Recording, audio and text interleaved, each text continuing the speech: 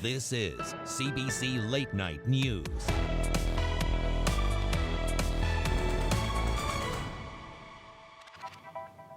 Good evening, I'm Marivelle Tarouk. A terrifying ordeal for a young girl walking home from school. Police say an 8-year-old girl was walking outside Bladen Public School in North York on Friday when a man grabbed her and tried to force her into a vehicle. She was able to get away and ran to a nearby adult uninjured. Now, police are looking for the man who did it. Angelina King reports. Police say this video of a red Mazda turning off Bladen Drive shows the moments after a man tried to abduct an 8-year-old girl. Officers say it happened right out front of this school at 3:30 on Friday. It was broad daylight and busy as parents were picking up their kids from school. She's approached by a strange man who grabs her, lifts her off the ground. I know it sounds strange that, people should have seen something, but he picked her up very quickly and then covered her mouth. I don't believe she had the opportunity to make any noise. Police say he then dragged the girl 60 meters toward an SUV. He opened the door and that's when she was able to break free and run away. Then the vehicle was seen turning off this street. The video shows the SUV going west on Tavistock Road. Police say they're looking for a red Mazda CX-5 with tinted windows. They're also looking for the man driving it. He's described as white, 40 to 50 years old with a skinny build. He's about 5'8" with short gray hair and was wearing a blue and pink t-shirt, gray sweatpants, and black dress shoes. It is frightening because my kids do come to this school, so it is an issue, right? There has to be more safety precautions for the kids. Jamie Marquin Balmacetta lives across the street from the school. He says as soon as he heard about the incident, he went and bought these cameras for his home. It makes me feel, frightened, because there's that feeling inside of, being a parent that, okay, my kids are going off to school and then I'm at work, something, you never know what can happen, right? In a statement, the Toronto District School Board says, we will be reviewing street proofing tips with students on Monday and will be sending home a letter to parents to ensure they're made aware. Police say the girl did exactly what she should in the situation, put up a fight and get away. Other tips include telling children to walk in groups, stay in busy and well-lit areas, and walk with an adult when possible. Angelina King, CBC News, Toronto. To Hamilton now, where police are searching for a suspect wanted in connection to a targeted shooting that left 2 people dead. Police were called to this home on Tower Crest Drive around midnight on Saturday. They found the bodies of an adult man and woman who had both been shot. Investigators say 35-year-old David Thompson is considered armed and dangerous. He's described as white, 6'1" tall with short, dark hair. He may be driving a gray Dodge Ram pickup with the license plate AX 70104. Toronto police have identified the 19-year-old victim of a fatal stabbing at a fraternity house Halloween party on Thursday that also injured 2 others. It happened near the corner of Madison and Lowther Avenues at a party that reportedly had at least 200 people in attendance. Police say a fight broke out after a 19-year-old man and a 15-year-old girl were denied entry into the house. 3 people were stabbed, including Ferdous Nabizada, who was transported to a hospital and died last night. Police have upgraded charges against one of the suspects, a 19-year-old man, to second-degree murder. People in Winnipeg and beyond are in mourning tonight for 3-year-old Hunter Straight-Smith. The little boy had been stabbed while sleeping in his bed Wednesday morning. He died in hospital yesterday after being taken off life support. Aaron Broman has more on a vigil in Hunter's honor tonight. The whole community was invited to gather here tonight outside the home where Hunter lived with his mother. The family is trying to find comfort after unimaginable tragedy. Daryl Contois has been speaking for them. It's very emotional because a lot of people care. A lot of people are out here to support the family when they need it. All day long, people brought flowers, treats, and toys to a memorial for Hunter outside the house. When I heard it, it just hits home. Like a 3-year-old, it just hits right in the heart. When Hunter died in hospital Saturday night, his family was at his side, his mother holding his hand. 33-year-old Daniel Jensen had already been charged with attempted murder. Police say he was out with the boy's mother, his former partner, early Wednesday. It's alleged he assaulted her, then went to the house and attacked the boy, who was in the care of an adult family member. Constable Rob Carver says the charges will be upgraded soon. He's currently in custody and detained. He's not going anywhere, so we want to make sure we do this right. There have been nearly 40 homicides in Winnipeg this year, a dramatic increase over last year. This outreach worker says it's taking a toll. This last bit of violence culminating in Hunter's death has been like over the top, and it makes me feel a little, a lot discouraged. But he says coming together like this is necessary. We need to keep mobilizing, we need to keep meeting and having ceremony and creating spaces for people to heal. The death of a child making it especially hard. And it should be hard. I mean, we, as law enforcement, need to be professional, but the last thing we want to do is lose our humanity, and I think things like this remind us that we're just people who come to work every day and go home to our families, and it's hard. Hunter's family was at tonight's vigil. They say they're touched by the outpouring of support. Aaron Broman, CBC News, Winnipeg. Hydro-Quebec says it is making steady progress in restoring power to tens of thousands of customers who've been without service all weekend. Since Friday, this has been an exceptional weather conditions. We had nearly 1 million customers without power. Today, 48 hours later, we're down to about 145,000. So we're making good progress. With its crews working around the clock, Hydro-Quebec is hoping to have most customers reconnected by the end of the night. Well, it's time to take our first look at the weather forecast. Marta is back to tell us how it's looking, maybe to start off our week tomorrow. Well, it's definitely cold. Today was very cold, so I hate to break it to you, but it's only going to get worse from here.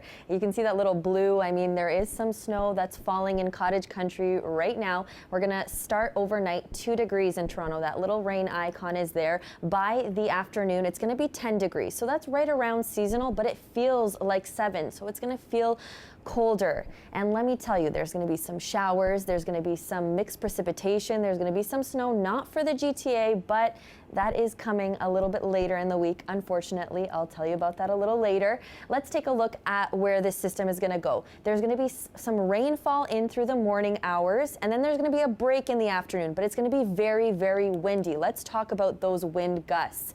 Check it out. Along the Huron shores, up to 70 kilometers per hour. In through the GTA, it's going to be 50 to 60 kilometer per hour wind gusts. So it's going to be very windy. And then in the evening, that's when you can see that showers come through again for parts of the GTA. And let's take a look at those forecast conditions for the GTA. 10 degrees in Toronto with that rain icon. I'll have more about when there's snow in the forecast. Okay, we'll see you in a little bit. Thanks, Marta.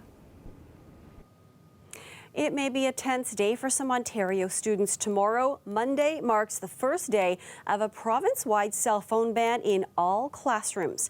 Under the ban, students can only use their personal mobile devices in class if it's for educational purposes. Phones needed for health purposes or special needs are also exempt. The government says the aim is to keep students focused on classwork. However, there is no word on how exactly teachers are going to enforce the ban. The deranged impeachment witch hunt. This is one I never thought I'd be involved in. The word impeachment, to me, it's a dirty word. Well, with the impeachment inquiry set to ramp up in the coming days, we'll take a look at how the White House is dealing with the mounting pressure. That's coming up after the break.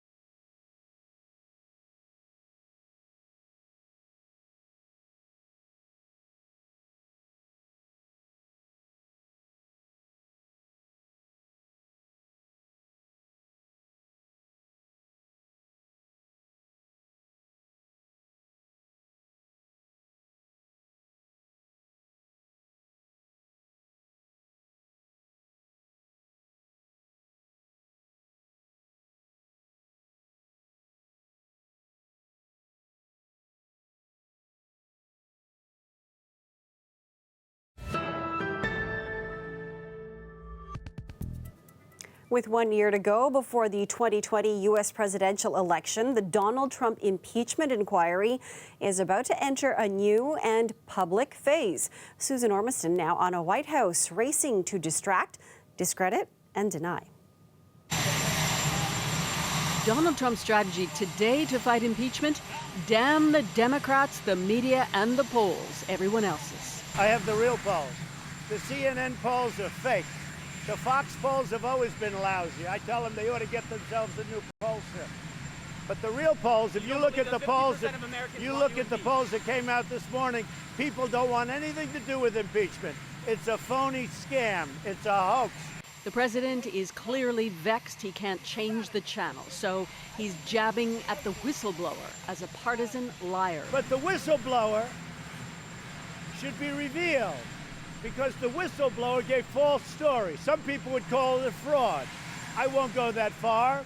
Or maybe he would, he added.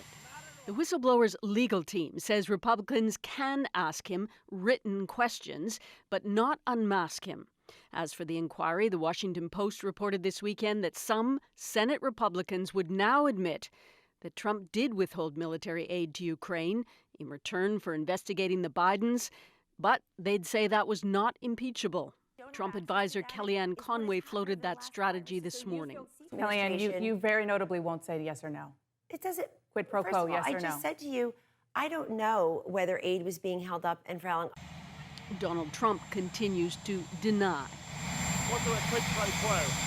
No, not at all. 1 year out from the 2020 election, what the president heard last night at a mixed martial arts event in Madison Square Gardens mimics the latest poll on impeachment. Boos and cheers in almost equal measures. That is the CBC's Susan Ormiston in Washington.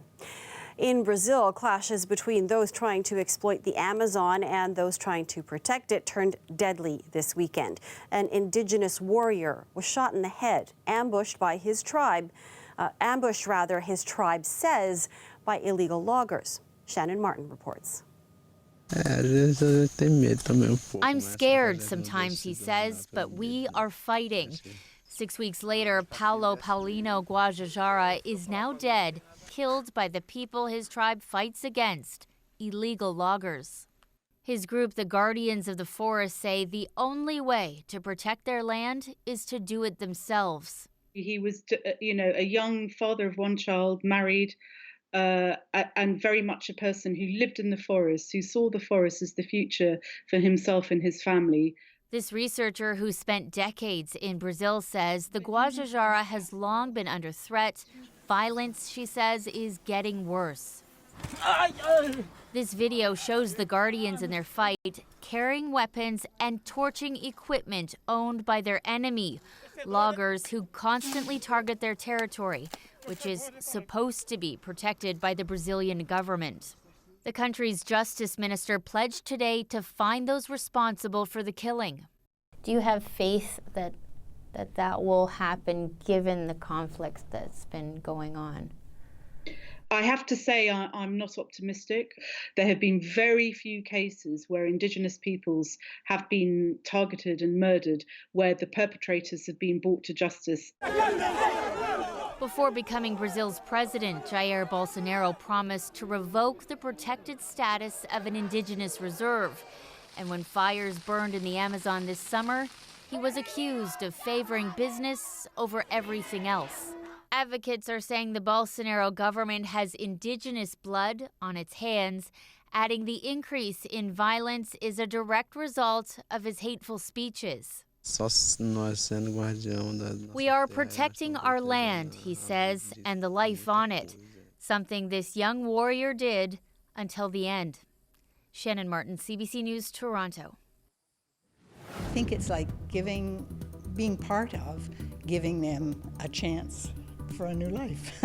and we've tried our best, and I get very emotional about this. A Toronto church has been giving new hope to refugees for 40 years. Coming up, we'll meet the very first families to be sponsored by that church 4 decades ago. That's after the break. You're watching CBC Late Night News.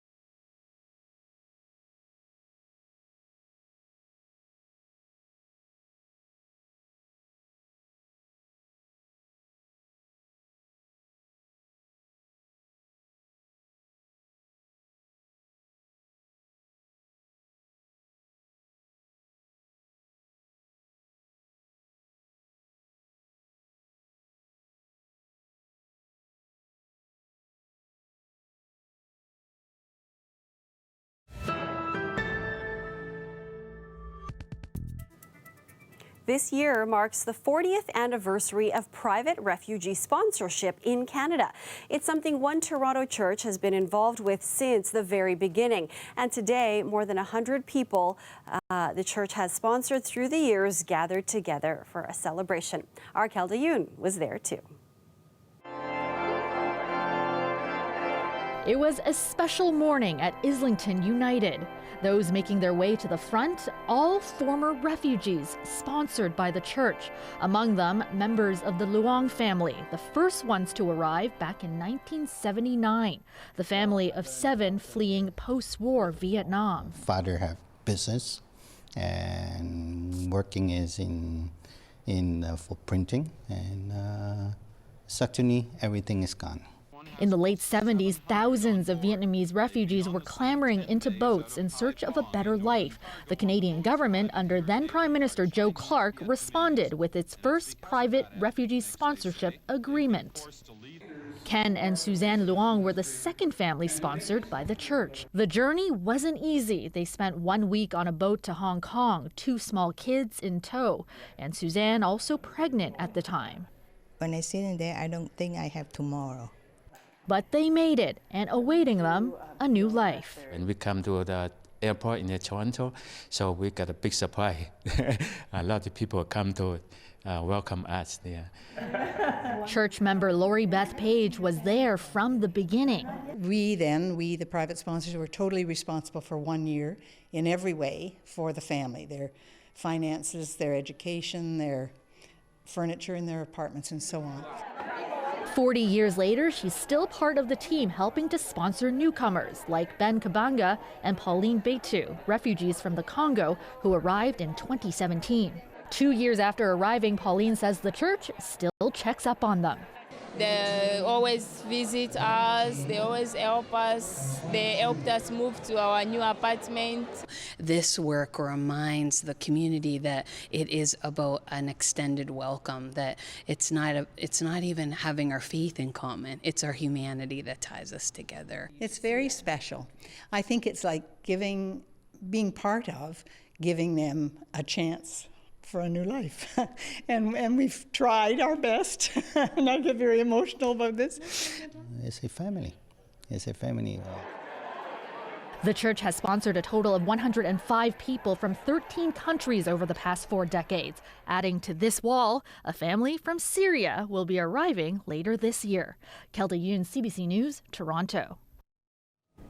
Marcia's back with a look at our long-range forecast, which, if I heard correctly, included snow. Yeah. Snow. It's going to be the first flurries for Toronto. It's not going to stick, but it will. I mean, come on. It's got to snow sometime eventually, It's right? not ready, that's all. I know, me neither. Monday afternoon, 10 degrees, as I mentioned earlier. Feels like 7, so it's going to feel cooler. Actually, Monday is actually going to be one of the warmer days for the week. The rest of the week is just slowly getting colder and colder. Again, that rain for the morning hours for the GTA, a break in the afternoon, and then in the evening again, that's when that rain is going to come in at a second wave. It's going to be very windy tomorrow, 50 to 60 kilometers per hour. That's the gusts. Again, Toronto not really in this rainfall accumulation in through cottage country. That's where you could see most of that rainfall. The snow in through cottage country as well, 5 to 10 centimeters for areas around Bancroft.